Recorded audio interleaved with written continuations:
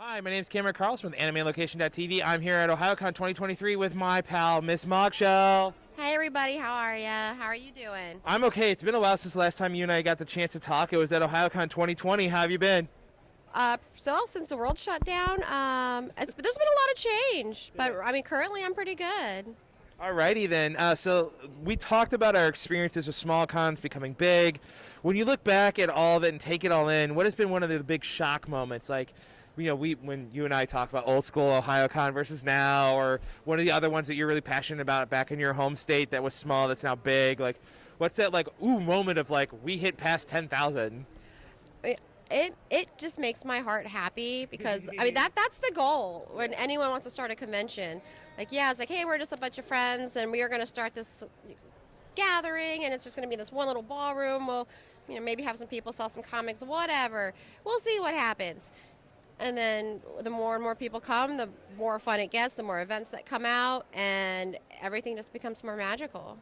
Yeah, because like I said, I helped found ZipCon, and it's now its 10th year now at the University of Akron, and it's kind of cool to like see it evolve as one of the co-founders, like to see it continue to evolve. Yeah, and I think I've been to 22 of the 23 Ohayocons, so I remember it being in like a teeny tiny hotel, and there was really nowhere to hang out, Yeah. and now it's like everywhere. The first one. John's been to every single one except for the two pandemic years. Yeah, I was even last year.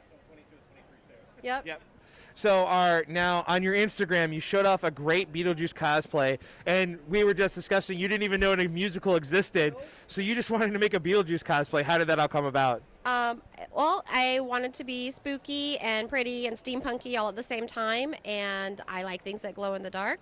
So I was like, well, I've always just loved Beetlejuice ever since I was a child, but I didn't want to like wear the suit and look like a dude because I like looking like a girl. So I did my own twist on it, and all of the embroidery that I did on that particular costume does glow in the dark. Oh, wow. They can't really photograph it very well, I don't Right. think, but in real life it looks pretty cool. Alrighty then.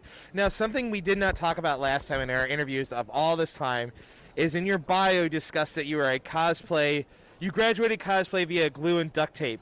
And you are within a high position of the cosplay world. Like, you're very well respected in that you still compete at that high level. What do you think that even still the old school craftsmanship mentality continues on even into this day for even like pros like you from the late 90s, early 2000s?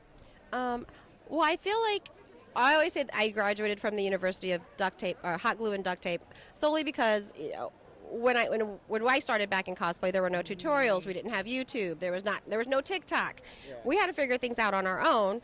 So I wasn't trained. I didn't go to school for any of this. So I was literally hand stitching or hot gluing, duct taping things until I learned, oh, this is not. Though there's other ways that are more secure and proper, I'm gonna keep trying. So then my skills just kept evolving as I kept going, and now I feel like the newer cosplayers come in with a total advantage, which is awesome. So they can just like hop on the internet, watch a video, and then someone's like, "Oh yeah, these are the things you'll need. These are the steps you take. Boom, you got a costume." Now, my question mark is for a little fun rolling on the cosplay glue. Do you think you could ever build a cosplay now at a high professional level with nothing but those tools? Can I add cardboard to the list? Yes. Then yes. Maybe that's something that we might look forward to for fun. I feel like that could be like the next big cosplay contest event. Get all the seasoned, really, really good builders, stick them in a room with nothing but cardboard, duct tape, and hot glue. See what happens at the end of the weekend. A little puffy paint. Ooh, puffy paint. Only if it's glowy and some glitter. So it kind of is talking about cosplay and breaking things and hot glue and duct tape. Again, you have to travel from out of state when you do your events. How do you make sure stuff doesn't break? Especially like the fragile stuff. We talked to Brittany about that. So like, how do you make sure stuff really stays intact? Well, when I'm driving in a car, I can always just use bubble wrap and travel in totes to travel, so that way nothing can squish it. Everything's like in a box and it's secure. But anytime I've had to fly, I will wrap things in bubble wrap, but I won't tape anything because TSA will tear through it. And I've had some incidents with TSA, so I've started to do the bubble wrap loosely, no tape, put it in a bag, and then I'll put a note on top of the bag with tape, and I'll put like a little bag of candy. I know they're not supposed to take the candy, but I'm like, please don't break my item. It's just a prop. Feel free to look at it. Here's some candy as a thank you for not destroying my item. A couple times the candy was taken, but my items haven't been broken. So it works. I guess so. Put all the smiley faces. So now a really fun photo discussing your driving is that you happen to come across this really cool place for Fallout cosplay at Bombay Beach. How you literally like found it. How did that like come about?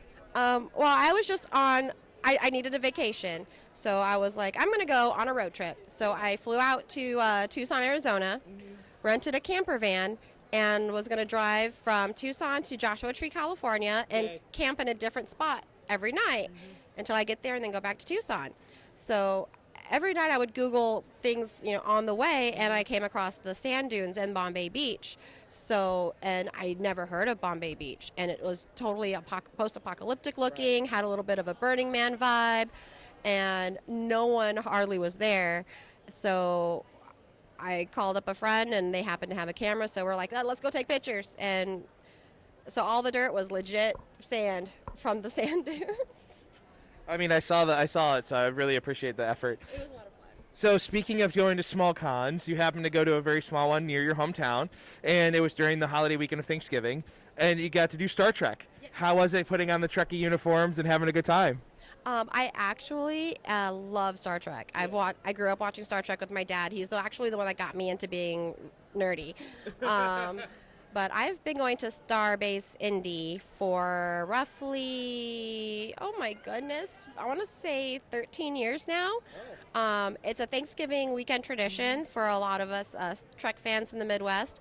And even though it is really small, they have a very, very strong following. Yeah.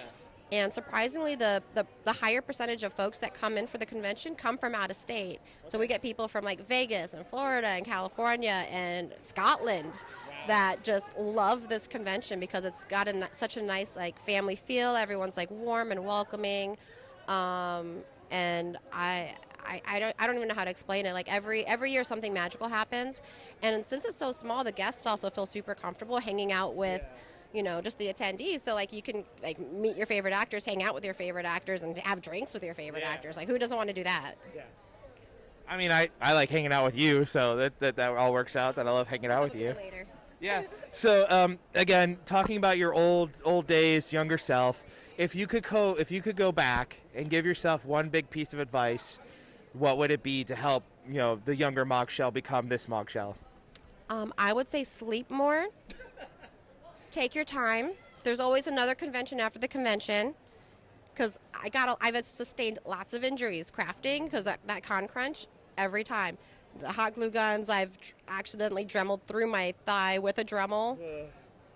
I have so many stories and scars, and yeah, if I would have just like slowed down and slept and reminded myself that it's not the end of the world to have this ready for this particular convention, because guess what? Next month there's going to be another convention. So yeah, just slow down, take your time, enjoy your life. Awesome sauce. So now, kind of wrapping things up, are there any upcoming projects you want fans to keep a lookout for on your IG that you're allowed to talk about? Because we know how you have cool brand deals and stuff like that. So what can Mogchelle talk about for 2023, not behind a brand deal?